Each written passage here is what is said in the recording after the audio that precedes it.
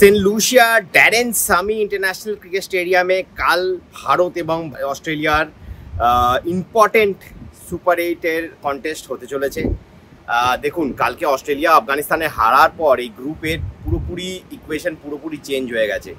মানে আমি যদি আপনাকে বলি, এখন কিন্তু গ্রুপ 1 থেকে, মানে আমাদের যে ইন্ডিয়া, অস্ট্রেলিয়া, বাংলাদেশ এবং আফগানিস্তান, এই যে গ্রুপ থেকে মনে হচ্ছিল এটা ইজি গ্রুপ হবে, কিন্তু এই গ্রুপ থেকে এখনও কোনো টিম কিন্তু অফিসিয়ালি সেমিফাইনালের জন্য কোয়ালিফাই করেনি। হ্যাঁ, কারণ ভারতও ইনফ্যাক্ট দুটো ম্যাচ কনভিনসিংলি জেতার পরেও কোয়ালিফাই করেনি, কারণ ভারতও কিন্তু এলিমিনেট হয়ে যেতে পারে। ইকুয়েশনটা আপনাদের বলে দিই। সো যদি কালকে অস্ট্রেলিয়া ভারতকে একটা বড় মার্জিন, ধরুন 90-80 রানে হারিয়ে দিল, তারপরে যদি আফগানিস্তান বাংলাদেশকে 50-60 রানে হারিয়ে দেয়, তাই কিন্তু ভারতের থেকে আফগানিস্তান এবং অস্ট্রেলিয়া দুজনের নেট রান রেট বেশি হয়ে যাবে এবং দুজনে 4 পয়েন্ট নিয়ে কোয়ালিফাই করবে। সুতরাং মানে এই লাস্ট ম্যাচে কিন্তু এভরিথিং অ্যাট স্টেক।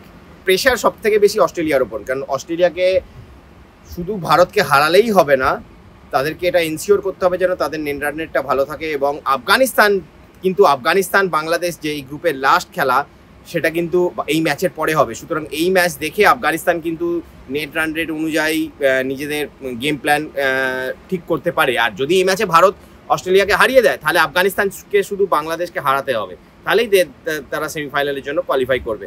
সুতরাং সবাই ইন কন্টিজেন আছে। বাংলাদেশও আমি যদি বলি, বাংলাদেশও কিন্তু ম্যাথামেটিক্যাল পয়েন্ট অফ ভিউ দিক দিয়ে দেখতে গেলে they are also in কন্টিজেন।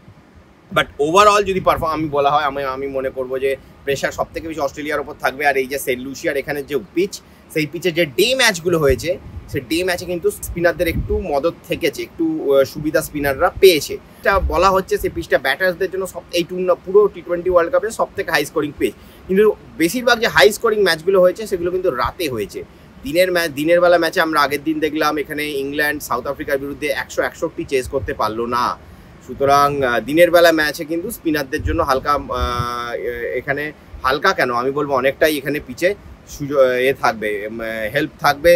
Conditions, overhead conditions, এখানে তো একটা ট্রপিক্যাল আইল্যান্ড, মাঝে মাঝে বৃষ্টি হয়, মাঝে মাঝে থেমে যায়। সো আইডিয়ালি দেখুন, যদি বৃষ্টি না হয়, আইডিয়ালি এখানে টস যেত, ব্যাট ফার্স্ট, স্কোর 180-90 করো, সেটাকে ডিফেন্ড করো, আইডিয়ালি এটা ট্রেন্ড।